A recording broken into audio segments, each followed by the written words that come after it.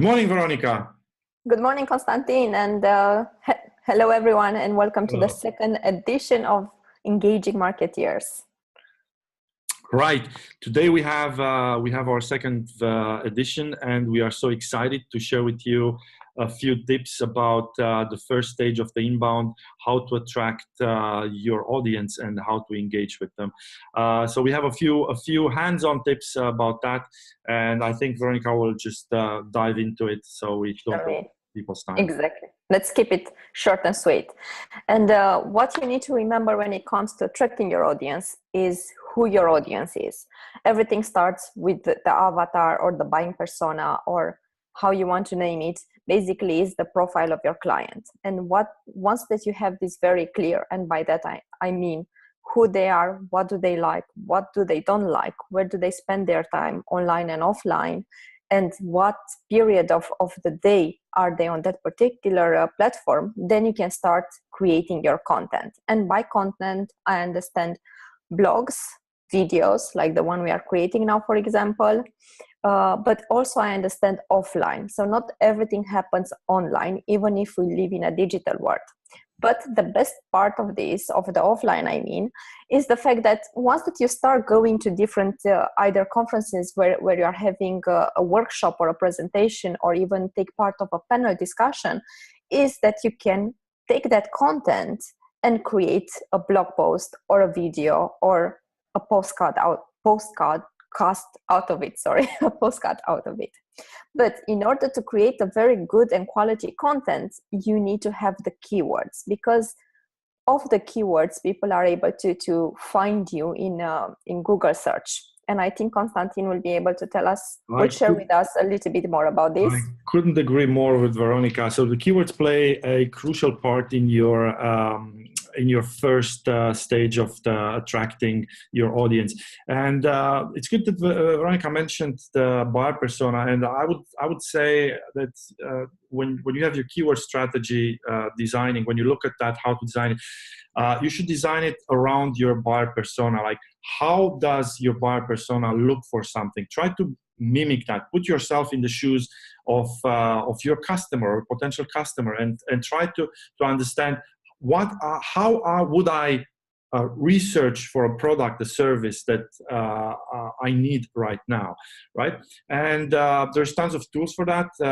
Just going to mention a few of them: Google Keyword Planner, Google AdWords, Moz Keyword Planner, SEMrush. Just go on Google, get your search engine up and type free keyword planner or paid keyword planner, and you will get tons of hits.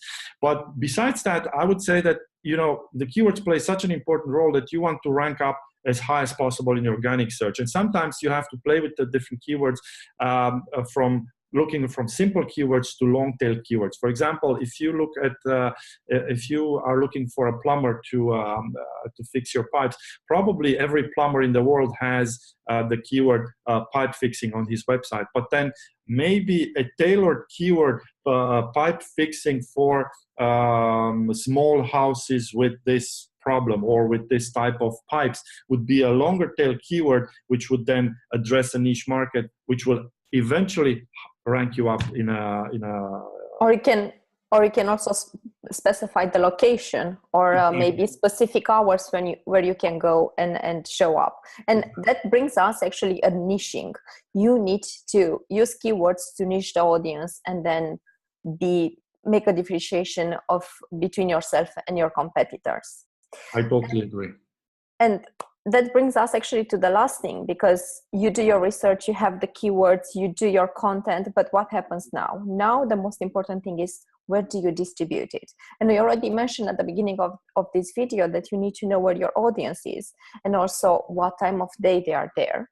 And now the last part of attracting your clients comes into place. What you need to do is to post it, share this content on different social media platforms or different magazines online and offline, where you can find your audience. And because as Constantin, I love automating and using different tools, I will advise you to start offer or Hootsuite to make sure you don't spend so much time distributing your content. You can use them, automate everything spend half an hour a week and have the content for 1 week uploaded. And one piece of content distribution, which I think it's the central piece of your content distribution, is your website. If your website is not really content optimized, mobile optimized, and doesn't load fast, I think your work is going to suffer quite a lot. Nobody wants to spend time waiting 3 to 5 seconds to load for a website. So that's something that you really need to pay attention, because everything where you distribute your content will centralize to your website. That's your virtual business card. And with that, I hope we give you enough tips to be able to create a good content and to distribute it. Leave comments below and on what do you want to hear, and see you the next time. Yes, thank you guys. Don't forget to follow us. Have a great week. Bye. Have a great week. Bye.